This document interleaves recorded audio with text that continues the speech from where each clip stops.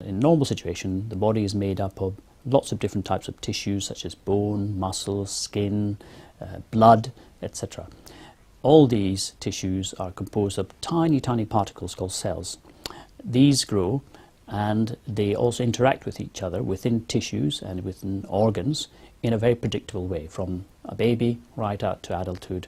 And so this is a very predictable and structured and organized way of growth. Cancer is genetically abnormal cells growing in an unpredictable and haphazard manner. When you look at the cells, the cancer cells in detail, and you look at their DNA, that's the genetic code, you can see that there are abnormalities in that genetic code compared to normal tissue.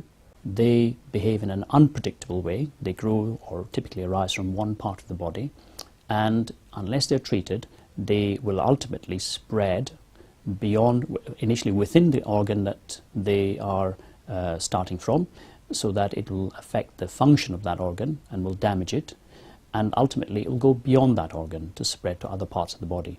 And it's really those cancers that grow and spread that we read about and we know about, because those are the cancers that tend to kill people.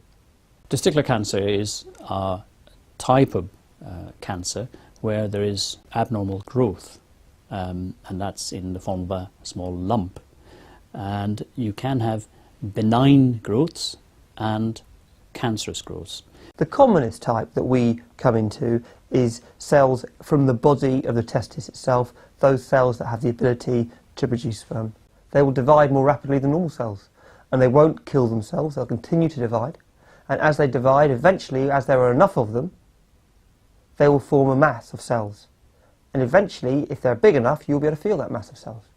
So it's a large number of highly concentrated cells growing in a rapid manner. Then it will eventually spread. So the cancerous nature of it is detected by its behavior. So it will not lie still, it won't just remain the same size or grow very slowly. It will ultimately go beyond the testicle and spread to other areas. Spreading via the lymphatic system or spreading by the bloodstream, getting the ability to land in target zones, particularly lymph nodes and lungs, and then grow in a similar way as they were growing originally in these areas, these new areas, so new fertile ground, as it were. So there are many, many different types of testis cancer, but for all intents and purposes there are two that we refer to.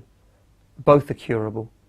The two that we refer to that affect young men are seminoma, that has a specific characteristic, it looks special under the microscope. And then there are 5 or 6 other cancers, and we group them together and call them non-seminomas.